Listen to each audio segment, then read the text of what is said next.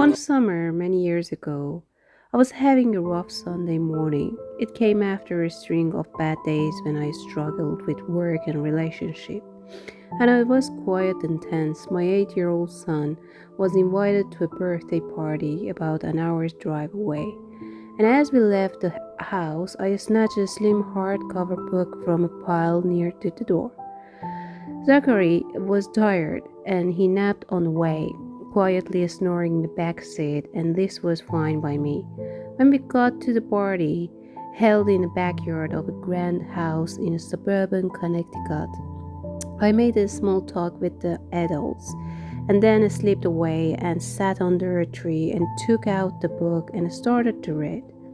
It was The Origin of the Universe, written by John Barrow, a theoretical physicist. It began by describing Edwin Hubble's discovery that the universe was expanding, and then went over the evidence for the Big Bang theory of how everything started.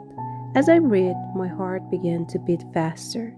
It was so exciting that we could know about all this, that I could be reading about events that happened 14 billion years ago. Perhaps it is what people of faith feel like when reading a scripture, the experience of great truth being revealed, learning about the universe.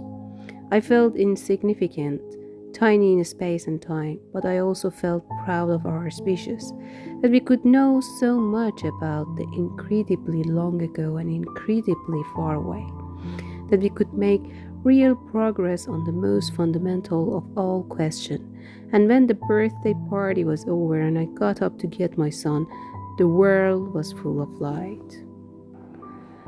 Driving back, I talked to Zachary about what I learned, and as we spoke, I played with the fantasy of quitting my job as a professor of psychology, getting a new degree, and becoming a cosmologist. But I was where I belong, the tombstone of the philosopher Immanuel Kant, as a quote from his Critique of Pure Reason. Two things fill the mind with ever new and increasing admiration and awe.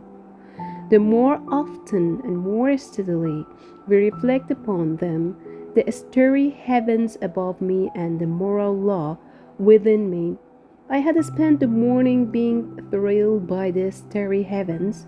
Years later, my research would turn to morality and moral psychology. And there again, I would experience the same admiration and awe as Kant. Honestly, though just about all of psychology gives me this pause. It's about the most interesting topic there is, us. It's about our feelings, experiences, plans, goals, fantasies, the most intimate aspects of our being. The book you are holding is built from an introduction to psychology course that I've taught for many years as a professor at Yale University. This is one of the most popular courses at Yale, and I have taught thousands of undergraduates, sometimes at their very first course at the university.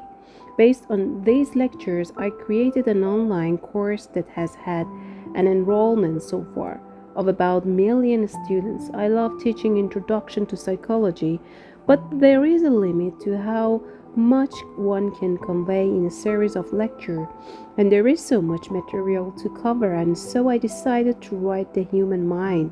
The scope here is broad, and if you choose to read this from cover to cover, you'll have a grounding in every major aspect of the science of psychology, among other things. The human mind will put forth the best answers we have to the following question. How does the brain, a 3-pound lump of blood meat, give rise to intelligence and conscious experience? What did Freud get right about human nature? What did Skinner get right about human nature? Where does knowledge come from? How does the mind of a child differ from that of an adult? What is the relationship between language and thought? How do our biases affect how we see and remember the world? Are we rational beings? What motivates us, and what is the purpose of feelings such as fear, disgust and compassion? How do we think of other people, including those from other social and ethnic groups? How and why do we differ in personality, intelligence, and other traits? What is the cause and treatment of different mental illness? What makes people happy? A chapter of this book can be read as a standalone piece. It is fine if you decide to dive in and read about Freud or language or mental illness, or even jump to the end, to the part on happiness. Nobody is judging you. But there is a flow to this book. There are themes and ideas that stretch across these disparate chapters, and there is a satisfaction to seeing the story unfold in its proper order. Some parts of this story make people uncomfortable. We'll see that modern psychology accepts a mechanistic conception of mental life, one that is materialistic, seeing the mind as a physical thing, evolutionary, seeing our psychologies as a product of the biological evolution, shaped to a large extent by natural selection, and casual, seeing our thoughts and action as a product of the forces of genes, culture, and individual experience. You might worry that there is something missing here. This conception of mental life might seem to clash with common sense notions of free choice and moral responsibility. It might seem to clash as well with the notion that humans have a transcendent or spiritual nature. The tension here is nicely illustrated by John Updike, in his Rabbit at Rest, when Harry Rabbit Angstrom talks to his friend Charlie about Charlie's recent surgery. Pig wolves. Rabbit tries to hide his revulsion. Was it terrible? They split your chest open and ran your blood through a machine? Pieces of cake. You're knocked out cold. What is wrong with running your blood through a machine? What else do you think you are, champ?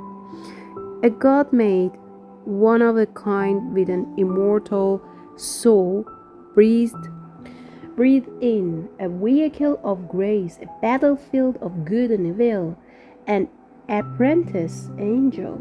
You're just a soft machine, Charlie maintains. There are different ways to react to all this. I know philosophers and psychologists who confidently asserts there is no such thing as a free will or moral responsibility, and I've met others who reject the science, who worry that such an approach to the mind takes the specialness away from people. It diminishes us somehow. It's too reductionist, too crude. It reduces us to computers or lumps of cells or lab rats. They reason, if psychology is going to tell me that I am just a machine, that the most intimate aspects of me being are nothing more than neural firing, well, so much for psychology. My own view is that we can find a middle ground here. I think the scientific perspective at the core of the modern psychology is fully compatible with the existence of choice and morality and responsibility. Yes, we are, in the end, soft machines, but not just soft machines. I want to end this prologue with a note of humility. We know so much about this physical world and so little about mental life. This isn't because physicists are smart and psychologists are stupid. It's because my chosen domain of study is so much harder than Burroughs. The mysteries of space and time turn out to be easier for our minds to grasp than those of consciousness and choice. In the page that follow, I'll be honest about the limitation of our young science and critical of some colleagues who think we've solved it all. But there is a real joy to being part of a young science. I find the study of psychology to be just exhilarating as this study of the cosmos. And I hope you come to see if to see it this way as well. We have made exciting progress in a field, and I can't wait to talk about it. My fondest hope for this book is that the theories and discoveries reviewed here will give rise to sort of awe in the reader, something akin to what I experienced when I read about the origins of the universe under that tree many years ago.